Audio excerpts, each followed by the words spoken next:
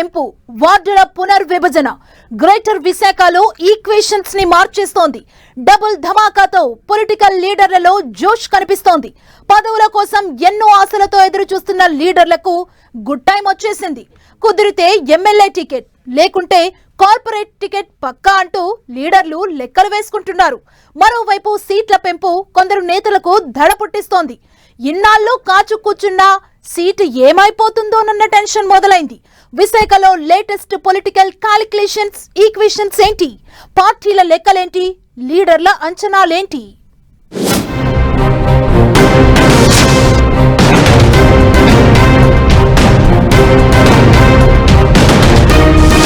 విశాఖ లీడర్లలో చిగురిస్తున్న సరికొత్త ఆశలు, పెరుగుతున్న సీట్లు, వార్డుల పునర్విభజనతో జోష్, వార్డుల స్వరూపం మారిపోనుండటంతో టెన్షన్. ఓవైపు అసెంబ్లీ, ఇంకోవైపు కార్పొరేషన్ హోప్స్.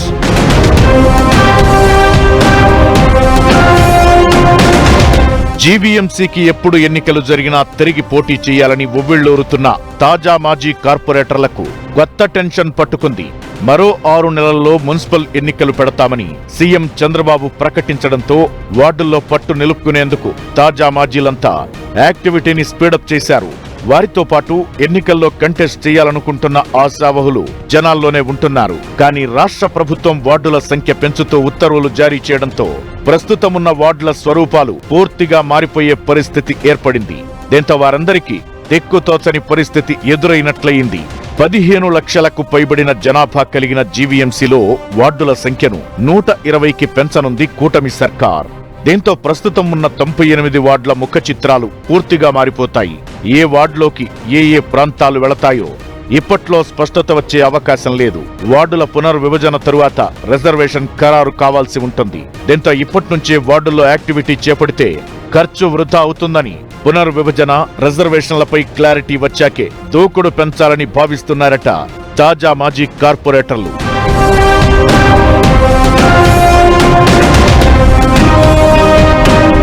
ఇక అసెంబ్లీ నియోజకవర్గాల పునర్విభజన కూడా ఉమ్మడి విశాఖ జిల్లా రాజకీయ ముఖ చిత్రాన్ని సమూలంగా మార్చేయనుంది.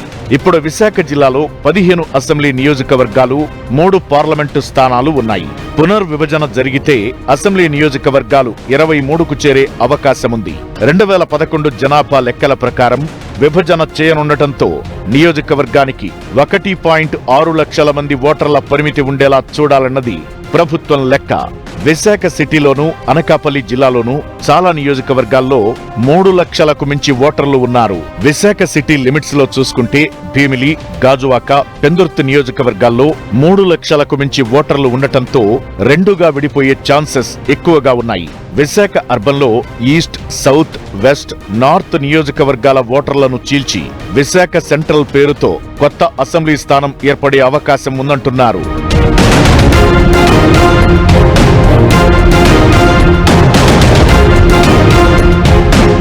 ఇక అనకాపల్లి జిల్లాలోని పాయకరావుపేట సెగ్మెంట్లో అత్యధిక మంది ఓటర్లు ఉన్నారు.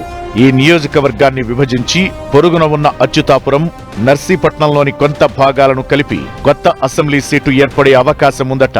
అలాగే అనకాపల్లి, యలమంచిలి పరిధిలో కూడా కొత్తగా అనకాపల్లి రూరల్ పేరిట మరో అసెంబ్లీ స్థానం ఆవిర్భవించే ఛాన్స్ లేకపోలేదు. అలాగే పెందుర్తి, గాజువాక ప్రాంతాల్లో కొంత విభజన చేసి గతంలో ఉండే పరవాడ నియోజకవర్గాన్ని మళ్లీ తెర మీదకు తీసుకొచ్చే అవకాశాలు ఉన్నాయి.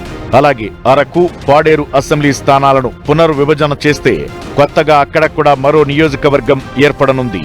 మరోవైపు మహిళా రిజర్వేషన్లు ఇంప్లిమెంట్ అయితే ఉమ్మడి విశాఖ జిల్లాలో 6 లేదా 7 స్థానాలు మహిళలకు దక్కే ఛాన్స్ ఉంది.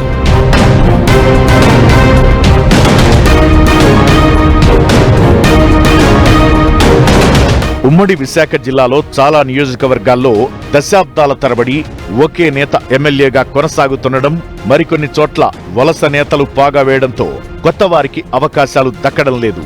అయ్యన్న పాత్రుడు, బండారు సత్యనారాయణమూర్తి, గంటా శ్రీనివాసరావు, కొణతాల రామకృష్ణ, వెలగపూడి రామకృష్ణ, పల్లా శ్రీనివాస్, గణబాబు ఇలా కొందరు నేతలు సుదీర్ఘకాలంగా నియోజకవర్గాల్లో తిష్టవేయడంతో కొత్త వారికి ఛాన్స్ లేకుండా పోయింది.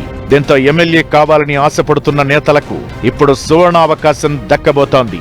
నియోజకవర్గాల స్వరూపం మారితే తమ సీటుకు ఎక్కడ ఎసరు వస్తుందోనని సిట్టింగ్ లీడర్లు టెన్షన్ పడుతున్నారు. గ్రేటర్ విశాఖలో 22 వార్డులు, ఉమ్మడి విశాఖ జిల్లాలో 15 అసెంబ్లీ సీట్లు పెరిగితే ప్రతి పార్టీ నుంచి 35 మంది కొత్త వారికి పోటీ చేసే ఛాన్స్ దొరకనుంది. పునర్విభజనతో విశాఖ రాజకీయ ముఖచిత్రం మారుతున్నట్లే కొత్త వారికి అవకాశాలు రావడంతో పాటు ఆల్రెడీ సిట్టింగులుగా ఉన్న నేతల తలరాత కూడా మారబోతోంది. గోల్డెన్ పొలిటికల్ ఛాన్స్ తనకే దక్కాలంటూ కొందరు నేతలు ఎవరికి వారు ఇప్పట్నుంచే పైరవీలు చేసుకోవడం ఒకెత్తైతే రాజకీయ శిక్షణ తీసుకుంటున్నారట. ఇటు జీవీఎంసీలోనూ అటు అసెంబ్లీ సెగ్మెంట్లలో ఛాన్స్ దక్కేదెవరికో చూడాల్సిందే.